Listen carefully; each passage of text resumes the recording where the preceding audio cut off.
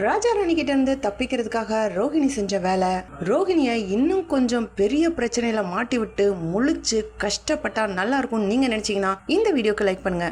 Hi friends, சிறுவனிகாசி சீரியலோட predictions பார்க்கலாம். ரோஹிணி அந்த ராஜா ராணி பிரச்சனைய சரி பண்றதுக்காக என்ன பண்ணலாம் அப்படின்னு யோசிக்கிறாங்க. இந்த ராஜாவும் ராணியும் மிரட்டி பணமாவும் பொருளாவும் வாங்கிட்டு போய்கிட்டு இருக்காங்க. இவங்களை மிரட்டி பயமுறுத்துறதுக்கு ஒரு ஆள் இருந்தா நல்லா இருக்குமே அப்படின்னு யோசிக்கிறாங்க. ஆனா சிட்டி கிட்ட போய் திரும்பவும் ஹெல்ப் கேட்க முடியாதே.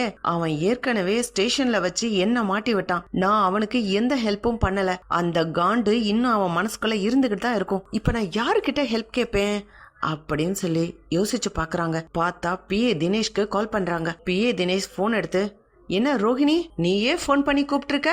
ஆமா, நீ உன் தேவைக்காக பணம் வேணும் போதெல்லாம் போன் பண்றல.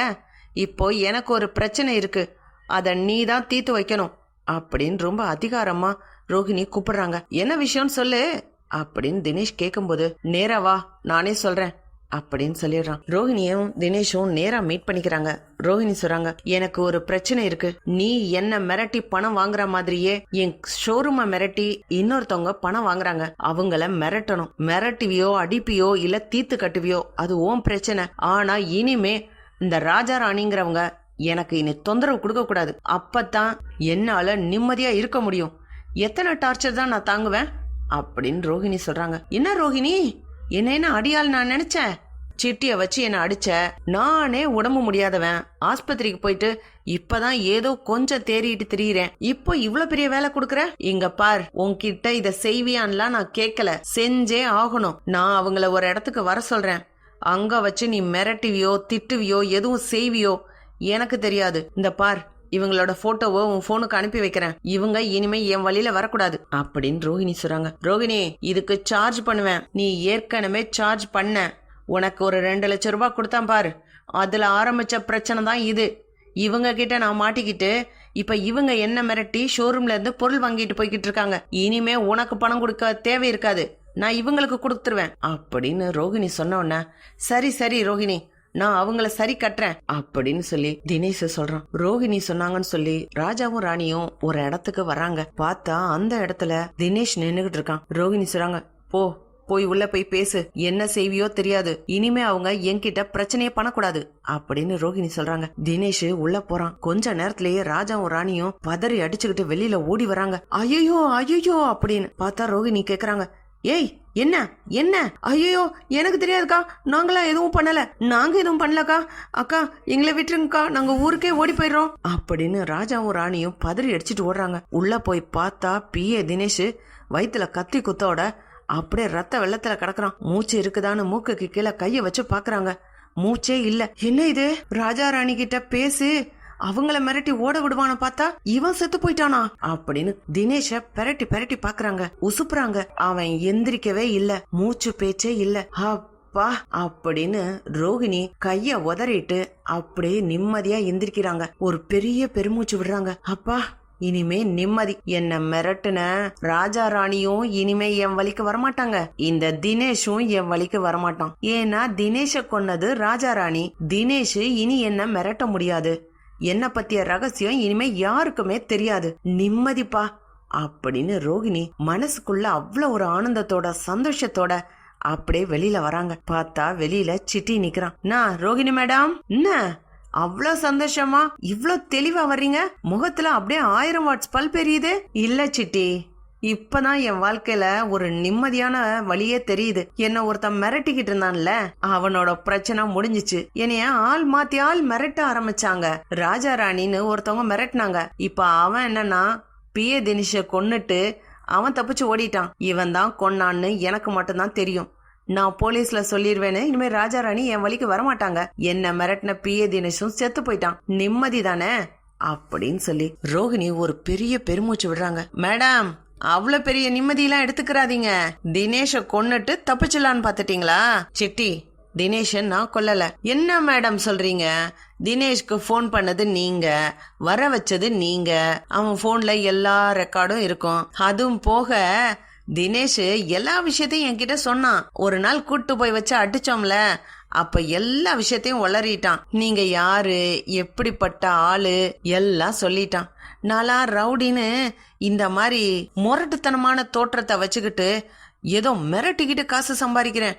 ஆனா நீங்க இருக்கீங்களே மேடம், அப்படியே ஐஸ்கிரீம் மேல உட்கார்ந்துருக்க செர்ரி பழம் போல குளுக்குளுன்னு வாழ்றீங்க. ஆனா நீங்க தான் மேடம் பெரிய ரவுடி. நீங்க ஏற்கனவே கல்யாணம் ஆனவங்க, உங்களுக்கு 10 வயசுல ஒரு பையன் இருக்கான், உங்களுக்கு அம்மா இருக்காங்க, ஒரு ஃபேமிலி இருக்கு. இதெல்லாம் ஏமாத்தி ஒரு முட்டாள கல்யாணம் பண்ணி சொகுசா வாழ்றீங்க. எல்லா விஷயமும் தினேஷ் என்கிட்ட சொல்லிட்டான். மேடம் அவ்வளோ பெரிய நிம்மதியெல்லாம் இல்ல.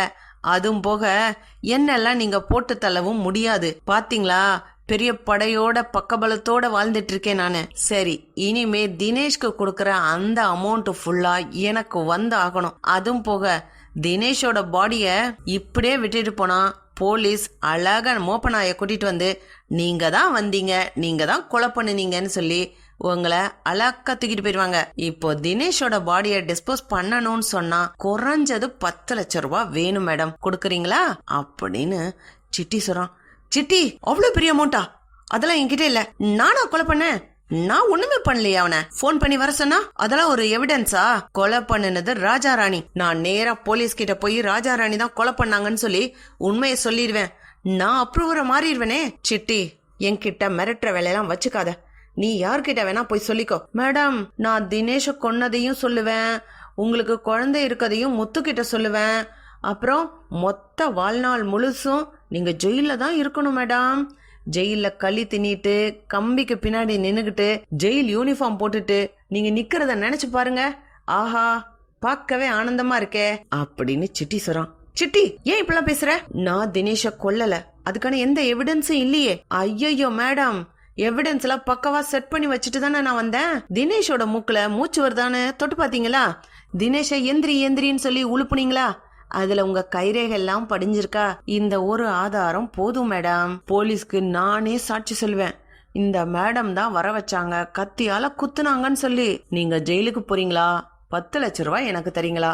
ஈஸியா 10 லட்சம் உங்களால பெரட்ட முடியும்னு எனக்கு தெரியும். தினேஷோட பாடியை டிஸ்போஸ் பண்ணிடுவேன். நீங்க வேணா ராஜா ராணிய மிரட்டி அந்த 10 லட்சத்தை வாங்கிக்குங்க அப்படின்னு சிட்டி ஐடியா கொடுக்கறான். ரோஹிணி எதுவுமே பேசாம அப்படியே அமைதியா வர்றாங்க. ரோஹிணி ராஜா ராணிக்கு கால் பண்றாங்க. போனே எடுக்க மாட்டாங்க.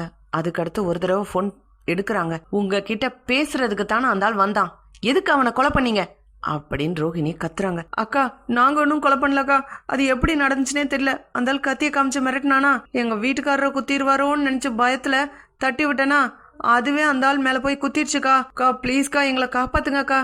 அப்படின்னா எனக்கு 10 லட்சம் ரூபாய் கொடுங்க அப்படின்னு ரோஹிணி சொல்றாங்க. அக்கா, நாங்க எதுக்குக்கா 10 லட்சம் கொடுக்கணும்? நீங்க தான் என்ன வர சொன்னீங்க.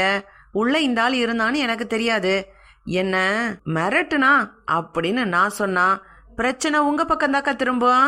நான் உங்க பேரை சொல்லாம இருக்கணும்னா நீங்க தான்க்கா எனக்கு பணம் தரணும் அப்படின்னு ராஜா ராணி மறுபடியும் ரோஹிணிய மிரட்டுறாங்க. எத்தனை தடவை, எத்தனை பேர் மிரட்டுறதுக்காக இப்படி நான் பணம் கொடுத்துட்டு தெரிய முடியும்? நீங்க தான் கொலை பண்ணீங்க, நான் போய் போலீஸ்ல சொல்ல போறேன் அப்படின்னு ரோஹிணி சொல்லும்போது, கா போய் சொல்லுங்கக்கா, நாங்க இதுக்கெல்லாம் பயப்பட மாட்டோம்க்கா, எங்களுக்கு வக்கீல் இருக்காரு, நாங்க வக்கீல வச்சு பேசிக்கிறோம், இனிமே எனக்கு போன் பண்ணாதீங்க அப்படின்னு ராஜா ராணி வச்சிடறாங்க. ரோஹிணி தலையில கைய வச்சுக்கிட்டு அதே நடு ரோட்ல உட்கார்றாங்க. ஐயோ, மறுபடியும் 10 லட்சம் கொடுக்கணுமா? இனி இதுக்கு நான் எங்க போய் திருடுவேன் அப்படின்னு யோசிச்சுக்கிட்டு ரோஹிணி தலையை பிச்சுக்கிட்டு உட்காந்துருக்காங்க. இப்படிதான் போலாம் ஃப்ரெண்ட்ஸ். பார்க்கலாம், லைக் பண்ணுங்க, ஷேர் பண்ணுங்க, கமெண்ட் பண்ணுங்க. Thank you friends.